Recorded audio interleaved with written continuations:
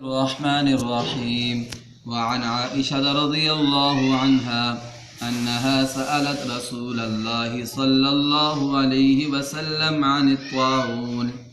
فأخبرها أنه كان عذابا يبعثه الله تعالى على من يشاء فجعله الله تعالى رحمة للمؤمنين، فليس من عبد يقع في الطاعون فيمكث في بلده صابرا محتسبا يعلم أنه لا يصيبه إلا ما كتب الله له إلا كان له مثل أجر الشهيد. رواہ البخاری رحمہ اللہ تعالی. میرے معزز سامعین، آج کے اس درس حدیث میں سورۃ ریاض الصالحین حدیث کی کتاب باب فی الصبر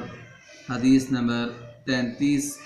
حضرت عائشہ رضی اللہ تعالی عنہا سے روایت ہے. وہ کہتی ہیں کہ انہوں نے اللہ کے رسول صلی اللہ علیہ وسلم سے طاعون کے بارے میں پوچھا. طاعون ایک وبائی بیماری تھی، وبا تھی ایک. تو جی طاعون کے بارے میں یہ بھی آتا ہے کہ یہ ایک معین عذاب تھا یا ہر ایسی وبا جو عام ہو جائے اور جس سے لوگ مرنے لگ جائیں اس کو بھی طاعون کہا جائے گا. اور یہ نبی علیہ السلام اور صحابہ اکرام کے دور میں تقریباً 6 مرتبہ طاعون آیا اور بہت زیادہ لوگ اس میں فوت بھی ہوئے، صحابہ اکرام بھی شہید ہوئے. تو حضرت عائشہ رضی اللہ تعالی عنہا فرماتی ہیں میں نے اللہ کے نبی سے اس کے بارے میں پوچھا کہ اللہ کے نبی یہ طاعون کا کیا حکم ہے، اس کے بارے میں آپ کیا فرماتے ہیں؟ تو اللہ کے نبی صلی اللہ علیہ وسلم نے فرمایا اے عائشہ انہ کان عذابا، یہ اللہ تعالیٰ کا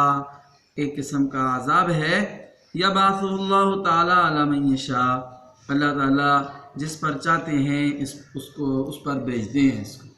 یہ اللہ کا ایک عذاب ہے اور اللہ تعالیٰ جس پر چاہتے ہیں اس کو بھیجتے ہیں، اس پر بھیجتے ہیں. اور فجعلہ اللہ تعالیٰ رحمۃ للمؤمنین، تو اور اللہ تعالیٰ نے اس کو ایمان والوں کے لیے رحمت بنایا ہے کہ اس کے ذریعے ان کے گناہ بھی معاف ہوں گے، اور اگر کوئی ایمان والا اس میں فوت ہو گیا طاعون کی بیماری میں مبتلا ہو کر تو وہ شہید ہوگا. حضور نے فرمایا فلیس من عبد یقع فی الطاعون، جو بھی ایمان والا بندہ مومن طاعون کا شکار ہو گیا، اس کو طاعون ہو گیا، فیمکث فی بلدہ صابرا محتسبا، اور وہ اپنے شہر میں ٹھہرا رہا، صبر کر رہا تھا اور ثواب کی امید رکھ رہا تھا، اور اسے یہ یقین تھا کہ اسے وہی مصیبت پہنچے گی جو اللہ تعالیٰ نے اس کے لیے لکھ دی ہے. اگر اللہ نے اس بیماری میں اس کی موت لکھی ہوئی ہے تو موت آئے گی، تو اللہ نے اس کے ذریعے اس کی موت نہیں لکھی ہوئی تو اس میں بھی موت نہیں آئے گی. تو اللہ کے نبی صلی اللہ علیہ وسلم نے فرمایا اللہ تعالیٰ اس کو شہید کے برابر اجر عطا فرمائیں گی اگر وہ اسی بیماری میں فوت ہو گیا. ایک حدیث پاک میں آتا ہے، صحیح حدیث ہے، اس کے بارے میں اس میں آتا ہے پیارے نبی صلی اللہ علیہ وسلم نے فرمایا لوگوں اذا سمعتم بالطاعون بارض فلا تقدموا علیہ، لوگوں جب تمہیں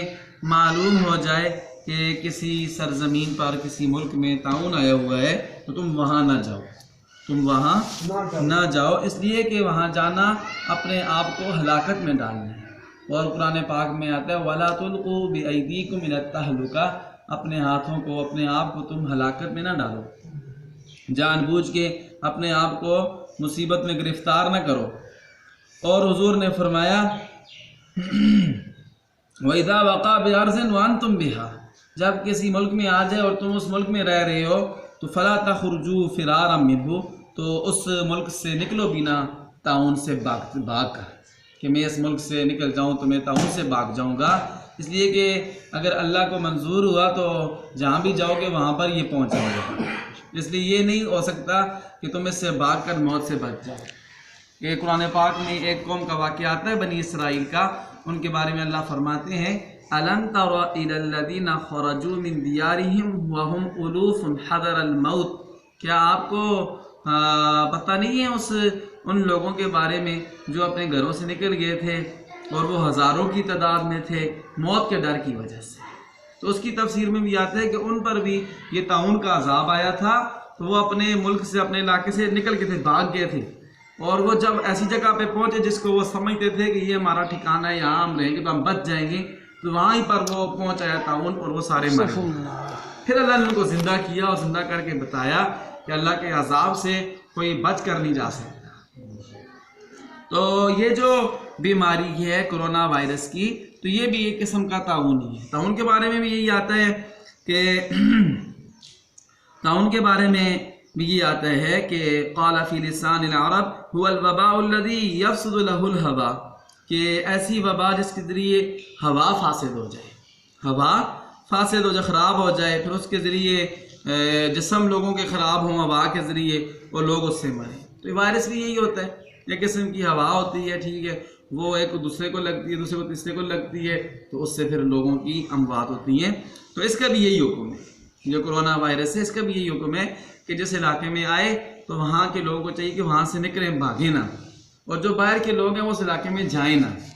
یہ زیادہ دیکھیں ہمارے الحمدللہ مسلم کنٹریز میں بہت کم ہے، یہ کرونا وائرس بہت زیادہ کم ہے، اور جو ہے بھی وہ جو لوگ باہر سے آئے ہیں زیادہ ان کی وجہ سے، جو لوگ یورپ سے آئے ہیں، باہر ملکوں سے، دوسرے ملکوں سے آئے ہیں، تو ان کی وجہ سے یہ پھیلا ہے، زیادہ پھیلا ہے۔ ورنہ اللہ تعالیٰ کا بھی بہت شکر ہے الحمدللہ ہمارے اوپر کہ بہت جو ہے وہ کم ہے۔ تو اللہ کا شکر ادا کرنا چاہیے اور اللہ تعالیٰ سے عافیت اور پناہ مانگنی چاہیے۔ تو